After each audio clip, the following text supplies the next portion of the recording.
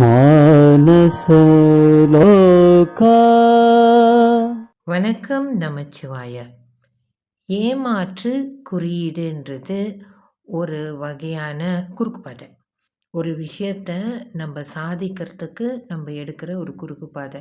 இது நேர்மை இல்லைன்னு நான் சொல்ல முடியாது. அதுக்குள்ளார இருக்கிற சில விஷயங்களை பயன்படுத்தி அதிலிருந்து நமக்கு தேவையான ஒரு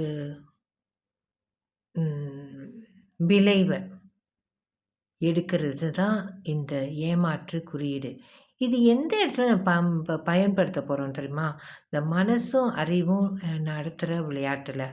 இப்போது நம்ம ஒரு கனவு கண்டு திடீர்னு எந்திரிக்கும்போது மூச்சு வாங்கி திணறி, ஐயோ அம்மா, அந்த கனவுலேருந்து வெளியே வர்றதுக்கு கொஞ்சம் நேரம் ஆகும். இது எதனாலனா அந்த மனசுக்கும் அறிவுக்கும் கனவுன்னு அதுக்கு தெரியாது. அது நிஜம் இல்லைன்னு அதுக்கு தெரியாது. அது நிஜம்னு நம்பிரும். அப்போது அதை எப்படி இப்போ நம்ம ஏமாத்துறத்தி நம்மளுக்கு தேவையானத நம்ம வாங்குறதுன்னா, ஒரு விஷயமா சின்ன சின்ன விஷயம் அதுக்கிட்ட சொல்லி நம்ப வைக்கிறது. என்னோட உடல் குணம் அடையுது. இதெல்லாம் நான் செஞ்சிட்ருக்கிறேன். அதனால என் உடல் குணம் அடையுது. இதெல்லாம் நான் செஞ்சிட்ருக்கேன். அதனால நான் இன்னைக்கு மகிழ்வா இருக்கிறேன். இதெல்லாம் இப்படி அப்போ ஏதாவது 2 விஷயம். தினம் நான் வந்துட்டு கொஞ்ச நேரம் எனக்காக செலவழிக்கிறேன்.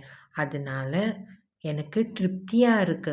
இந்த மாரி நம்ம சொல்ல சொல்ல என்ன பண்ணோம்னா, இந்த மனமும் அறிவும் இதுக்கு ஏத்த மாரி மாறத் தொடங்கிரும். இந்த மாற்றம் நமக்குள்ளார பெரிய பெரிய மாற்றங்கள உருவாக்கும். ஆனா, இன்னைக்கு செஞ்சுட்டு நாளைக்கு நடக்கலையேன்னு சொல்லக்கூடாது. கொஞ்ச நேரம் எடுக்கும். ஆனா நடக்கும். செஞ்சு பாருங்க. அதோட பலன ஆனந்தமா அனுபவிங்க. நன்றி.